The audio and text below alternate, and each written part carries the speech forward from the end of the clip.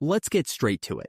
George Soros, the man behind the Open Society Foundations, OSF, has been funneling over $32 billion into global politics, media, and activism since 1979. He claims it's all for freedom and democracy, but critics argue he's manipulating entire countries to align with his ideological vision. And now, the empire has a new ruler, his son, Alex Soros. With the keys to the kingdom, Alex has already made waves, donating over $720,000 to the Biden Victory Fund in 2020, and continuing to push his father's agenda worldwide. So, where is the Soros influence the strongest? Let's go region by region to understand how deep this billionaire family's hands reach into global politics. 1. Hungary, the natives.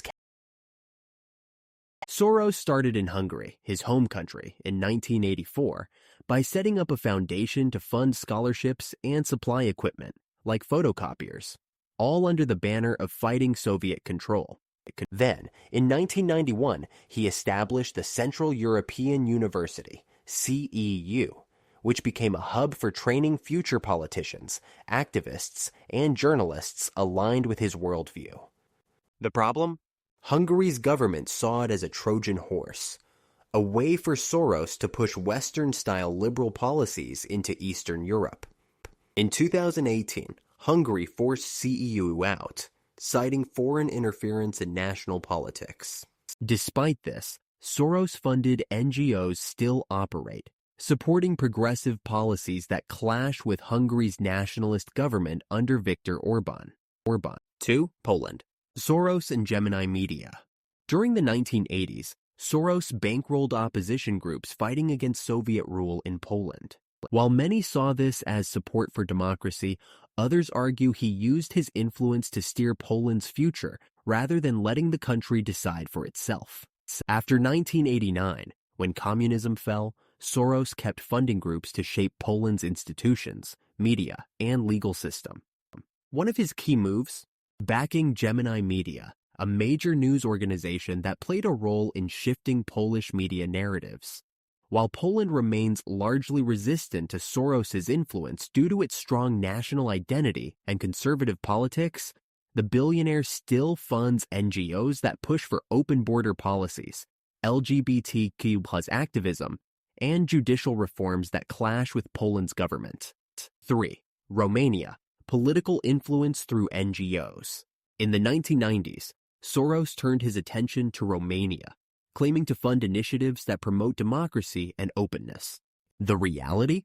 Many Romanians believe he's been meddling in their elections, using NGOs as a way to push specific political outcomes. His foundation set up operations across Romania, funding think tanks, legal groups, and activist organizations. Critics argue these groups don't promote democracy. They promote a specific brand of progressive politics that aligns with Soros's ideology. Over time, Soros-backed institutions have helped shape judicial reforms, media narratives, and even social policies in Romania, much to the frustration of nationalist and conservative political factions. 4. The United States, the Progressive DA Network.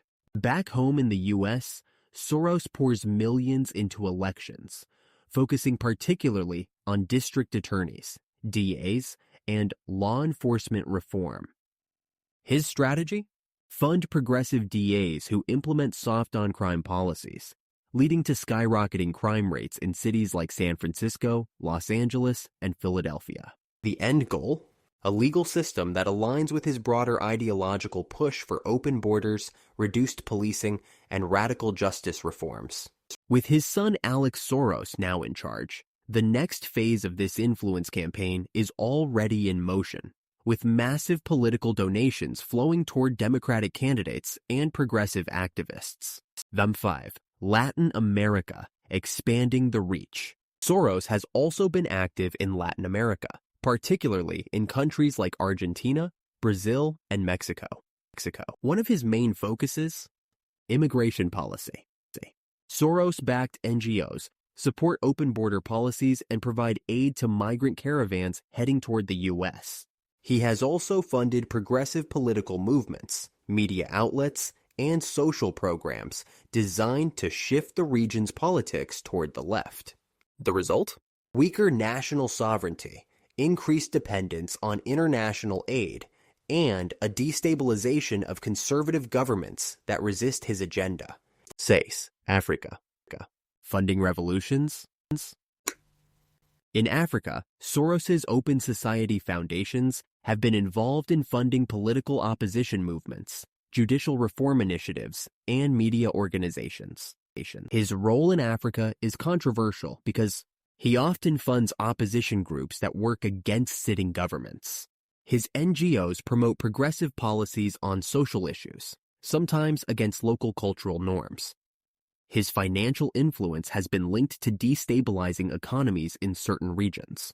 While his supporters claim this is all done in the name of democracy, many African leaders view it as neocolonialism, using money to control policy in independent nations. 7. The Middle East. Influence in conflict zones. Soros-backed groups have been active in the Middle East, particularly in countries like Syria, Lebanon, and Palestine. One of his biggest focus areas? Media influence. Soros has funded news organizations that shape narratives around Israeli-Palestinian relations, Western intervention in the region, and refugee policies. Critics argue that his funding has been used to manipulate narratives in ways that promote instability rather than peace. The future. What does Alex Soros bring to the table? With Alex Soros now in charge, the Soros empire isn't slowing down, it's evolving. More aggressive funding of political campaigns, deeper partnerships with global organizations like the UN and World Economic Forum, increased focus on climate activism, media control, and judicial reform. The question isn't whether Soros's influence will continue. It's how far it will go under new leadership. Final thoughts. A billionaire's blueprint for global control? For decades, Soros has used his massive fortune to shape governments, media, and social movements worldwide. While his supporters claim he promotes democracy, his critics argue he's manipulating global politics for his own ideological vision. With Alex Soros at the helm, the influence campaign is only getting bigger. So what do you think? Is this billionaire empire shaping the world for the better? Or is it a dangerous power grab? Drop your thoughts in the comments below. Don't forget to like, subscribe, and hit the bell for more real talk on global power plays.